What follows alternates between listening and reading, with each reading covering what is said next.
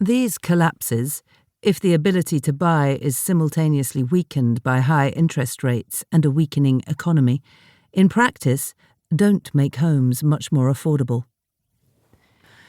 Much of this property-based economic activity takes a form, the extraction of rent, which tends to attract investment away from more productive uses of capital and so threatens the success of the economies concerned. Rent-seeking directs energy, as the economist Joseph Stiglitz puts it, toward getting a larger share of the pie rather than increasing the size of the pie, in which case such activity is a decidedly mixed blessing. The Western idea of private property makes a promise, to both individuals and nations, that it will make you happy and rich and free. It is meant to be a reward for hard work, and the device by which the fruits of endeavour and effort are protected. Often it achieves all these things, but it has also been a tool of appropriation, exclusion, and enslavement, in which case it is not an absolute good in itself, but a means that can be judged against others for its effectiveness in achieving its ends.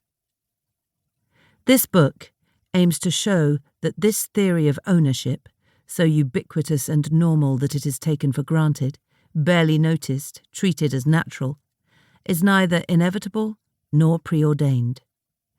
I argue that if property is seen as social, it can do a better job of providing shelter and security than if it is treated as purely private.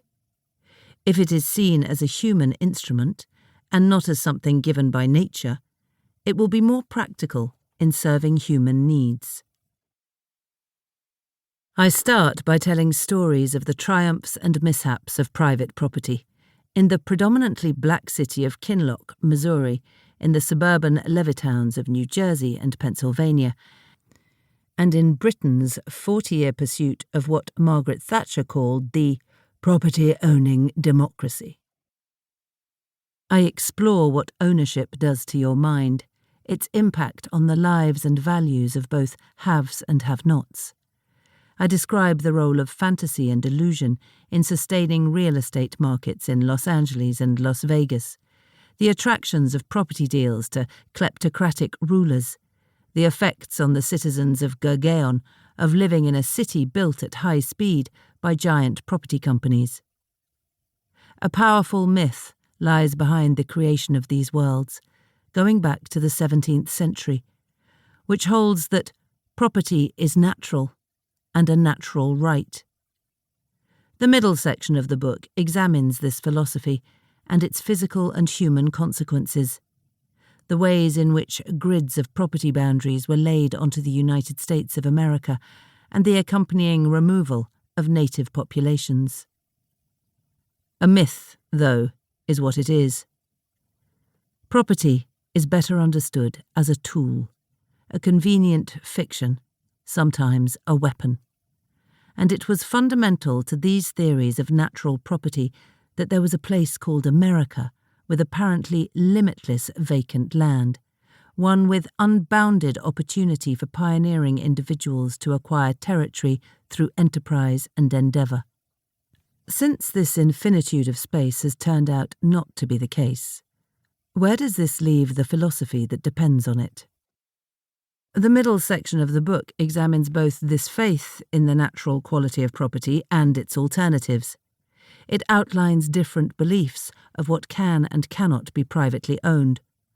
All land absolutely, according to some, that it cannot be owned at all, according to others, any more than air.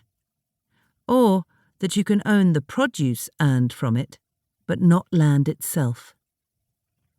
As several thinkers have observed, property is social as well as private. It cannot be held without relationships with others and to laws, customs, and states. Its wealth is based not only on the works of individual owners, but also on those of neighbours, businesses, and governments, through the building of infrastructure, for example. The actions of others will affect property owners whether they like it or not. Pollution and climate change